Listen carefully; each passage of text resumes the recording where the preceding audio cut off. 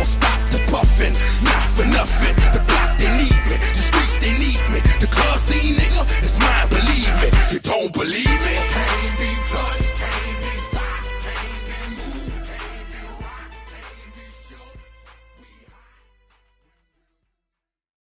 L'ambiance à Star League, c'est le feu là. Donc tu as 2-3 chouchous quand ils rentrent.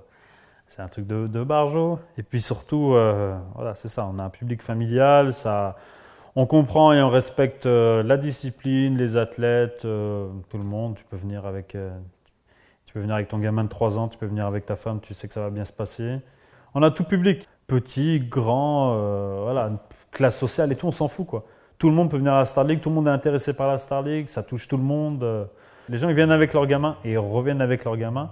Tous les gamins là qui ont les t-shirts Golden Boy et Punisher, c'est dingue ça. Ça, c'est un truc de fou. Mais moi, j'avais imaginé plein de choses dans ma tête en début de saison. Mais jamais j'avais imaginé voir débarquer 20 gamins avec un t-shirt Geoffrey Rabatel, 20 gamins avec un t-shirt Pedreno. Ça, c'est le truc le plus dingue que j'ai fait en fait au final sur cette organisation. Alors là, pour le coup, je n'ai pas maîtrisé.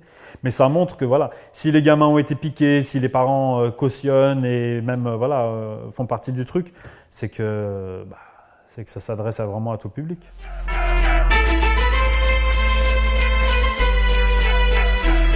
Ça devait être le main event de la soirée. Geoffrey qui devait affronter Julien. Et au final, on leur a mis premier combat de la soirée. Comme c'était le combat le plus important, c'était le combat pour le titre. Ils l'ont fait sans être fatigués, sans être blessés d'un combat précédent. C'était le combat de l'année pour Geoffrey et pour Julien. Et Julien, normalement, c'est notre grand spécialiste de Jiu-Jitsu, là, qui va toujours au sol. Et en fait, il est resté debout avec Geoffrey. Je sais pas, ils ont eu du mal à... Honnêtement, ils ont eu du mal physiquement, ils ont du mal à se mettre dedans. Je sais pas si c'était l'enjeu ou je sais pas.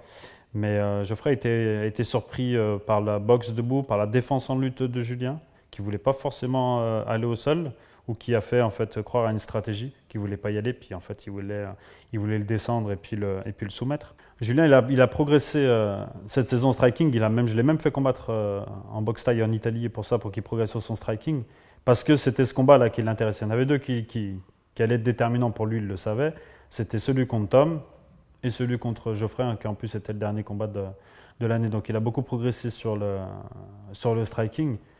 Je ne dis pas que c'était une cacahuète en striking, mais ouais, il a quand même beaucoup progressé comme tous les mecs qui viennent du sol. C'était un petit peu compliqué au début de la saison. Geoffrey, il était propre au sol, il a soumis quelques gars sur la saison, mais par contre, tourner avec des gars du calibre de Julien, c'était compliqué. Et en plus, il y a un mois, Julien il a gagné encore le tournoi national de Sambo Grappling. Et franchement, il a pris vraiment des grands noms du Sambo Grappling et puis voilà, il les a sortis, je ne vais pas dire facilement, mais il a fait le tournoi un peu les mains dans les poches. Et après, on s'est retrouvé avec un truc bizarre, c'est parce que Joe est champion, pas Julien, mais Geoffrey craignait Julien au sol, mais je ne suis pas sûr que Julien craignait Geoffrey debout, en fait, à la fin de la saison. C'est là où on voit que Julien il a vraiment progressé, même si c'est Geoffrey qui gagne à la décision. C'est la décision clairement méritée. Mais au final, comme il y a eu pas mal de phases de striking et que Geoffrey était déjà blessé de l'édition d'avant, il s'est repété la main sur ce combat. Donc, il gagne le combat, mais incertitude après pour la suite. Julien, lui, perd le titre sur ce fight. Donc, ils étaient 4 à pouvoir être champions. Tom, Julien, Geoffrey et Thibaut Kerraro.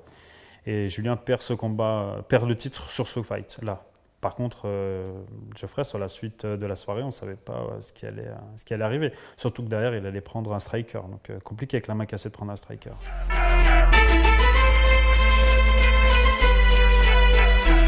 Le combat de Tom. Donc, Tom, il a perdu son premier combat de la saison contre Geoffrey. Mais en fait, c'est lui qui a le mieux terminé après la saison. C'est lui qui a explosé pendant la saison. Donc il a mis un coup de pression sur chaque combat. En plus, Geoffrey a gagné des combats à la décision, alors que Tom a enchaîné des combats par KO. Donc du coup, il prenait des victoires à 4 points et Geoffrey à 3 points. Donc Tom avait bien collé. Et là, il prenait Damien qui combattait pour une place de 3, peut-être même de 2. Il y avait possibilité, donc il avait possibilité de prendre une ceinture. Donc c'était un combat compliqué. Damien, c'est un combattant compliqué de toute façon. On ne sait jamais trop ce qui va nous sortir. Il est bon un peu de partout, debout, au sol, en lutte. Donc voilà, je pense que Tom n'avait pas vraiment de stratégie contre Damien. C'était il fight et puis adviendra ce qui adviendra.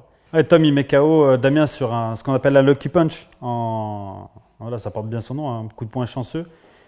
Il le fait soit en crochet large, soit il le fait en uppercut comme il a fait contre Michael Dehez en sortie de corps à corps, là, en sortie de clinch. C'est un coup, c'est pour ça qu'il le passe en sortie de clinch, parce que c'est un coup qui est super dangereux en fait. Tu es vachement découvert. Tu ouvres énormément quand tu donnes ce crochet large.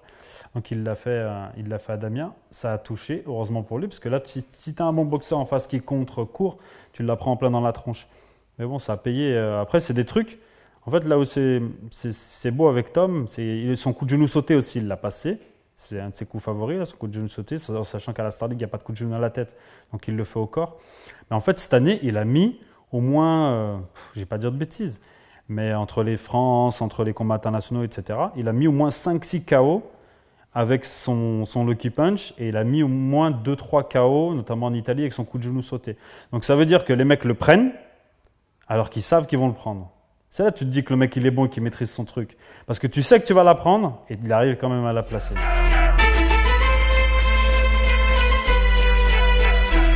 Le combat de Tom et Thibaut, il a fait polémique. J'étais à côté des juges, donc les juges, je leur parle pas pendant le combat, mais je regarde un peu comment ils notent le scoring. Donc pour savoir, c'est que quand on gagne un round, on prend 10, et quand on perd le round, on a une note après inférieure. Voilà, si égalité 10-10, si on a une note inférieure, 8, 9, 8, puis après, bon, 7, c'est que vraiment on s'est fait pulvériser. C'est jamais arrivé ça, mais bon. 10-10 au premier round, ils font match nul, il n'y a rien à dire.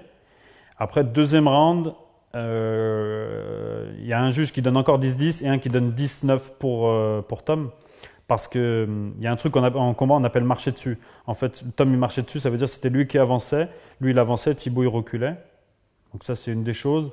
Et ensuite, il y a eu des contrôles en lutte et des contrôles au sol qui ont fait que quand on a dans les juges, on a quelqu'un qui est un peu spécialiste du grappling, du sambo, surtout sur le marquage sambo, il donne un peu des points, un peu des points à ça. Après, on n'a pas donné un vainqueur parce qu'il fallait donner un vainqueur parce qu'encore une fois, dans la Star League, il peut y avoir match nul. Hein. Donc si clairement les juges avaient pensé qu'il y avait match nul, il y avait match nul, point barre. Et c'est vrai que Thibaut a fait un combat de fou. Hein. Là, il nous a fait des prestations de malade. Hein. Ce mec, il était en extra fight au début à la Star League. Hein. Et aujourd'hui, c'est clairement prétendant au titre. Hein. Déjà, le combat à Geoffrey contre Thibaut, c'était un combat de malade. Pour moi, c'est le meilleur combat de la Star League de toute façon de cette saison. Mais Thibaut a beaucoup progressé cette année. Beaucoup progressé. Il a un peu. Tu vois, tu as des mecs comme ça à la salle. Des fois, quand tu les vois combattre, tu les vois s'entraîner, tu les vois combattre, tu dis c'est beau, c'est propre, mais si je me mets avec lui, je l'ai quoi. Tu vois, je suis meilleur que lui. Et en fait, quand tu es en face de lui réellement, quand tu es entre les cordes en face de lui, tu te rends compte qu'il a un style un peu. Au final, tu demandes aux gens même, tu leur dis Thibaut, il est droitier ou gaucher, ils savent même pas. Thibaut, c'est un striker, un lutteur, un grappleur, ils savent même pas. Tu vois, c'est des mecs qui sont compliqués à affronter. C'est un super fighter.